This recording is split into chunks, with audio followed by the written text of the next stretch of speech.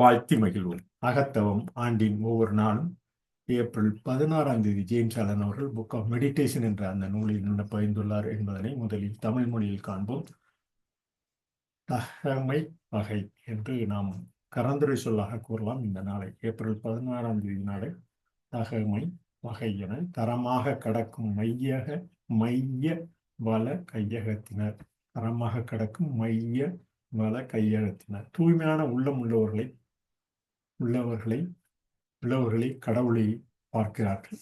தூய்மையான உள்ளம் உள்ளவர்களே கடவுளை பார்க்கிறார்கள். யாருடைய உள்ளம் உயர்ந்த அன்பில் மையமாக இருக்கிறதோ அவர் மனிதர்களை தகமை வகை ஆக பிரிப்பதில்லை. மனிதர்களை தனது சொந்த கருத்துக்களுக்கு மாற்றவோ தனது முறைகளின் மேன்மையை அவர்களுக்கு உணர்த்தவோ முயலவில்லை. அன்பின் பொது நீதியை அறிந்து அவர் அதில் வாழ்கிறார். அதிலே அமைதியான மனப்பான்மையை கடைபிடிப்பார். நல்லொழுக்கம் உள்ளவர்கள் முட்டாள்கள் மற்றும் ஞானிகள், கற்றவர்கள் மற்றும் படிக்காதவர்கள், தன்னலவாதிகள் மற்றும் தன்னலமற்றவர்கள் அவரது அமைதியான சிந்தனையின் நிறை வளத்தை பெறுகிறார்கள்.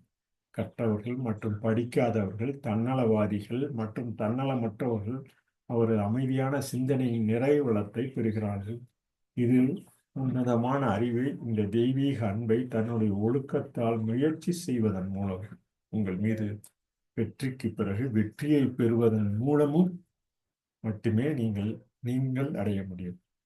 இந்த உன்னதமான அறிவை, அமைதியான சிந்தனை உள்ள அறிவை, இந்த தெய்வீக அன்பை தன்னுடைய ஒழுக்கத்தில் முயற்சி செய்வதன் மூலமும் உங்கள் மீது வெற்றிக்கு பிறகு வெற்றியை பெறுவதன் மூலம் மட்டுமே நீங்களே அடைய முடியும். புதிய பிறப்பில் நுழையுங்கள் இறக்காத அன்பு உங்களுக்குள் விழித்தெழுந்து நீங்கள் நிம்மதியாக இருப்பீர்கள் என தகமை வகை என இந்த ஒரு நாளை தரமாக கடக்கும் மைய வள கையகத்தினர் என இம்மான உள்ளமுள்ளவர்களே கடவுளை பார்க்கிறார்கள் என அந்த பிரிவினை பகிர்ந்துள்ளார் ஜேம்ஸ் ஆலன் அவர்கள். பதித்த ஆங்கில பிரிவினை காண்போம். You can say that brand, be regular attention, neutral directives. Only pure in heart seek God. He whose heart is centered in the supreme love does not brand and classify men. Does not seek to convert men to his own views, nor to convince them of the superiority of his methods. Knowing the law of love, he lives it and maintains the same calm attitude of mind and which is the foolish and the wise, the learned and the unlearned, selfish and the unselfish, receive alike the benediction of his tranquil thought.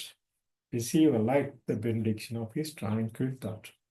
That you can only attain to this supreme knowledge, this divine love, by remitting endeavor in self-discipline and by gaining victory after victory over yourself. Enter into new birth, and love that does not die will be awakened within you, and you will be at peace. And say it on April 16th, what he says.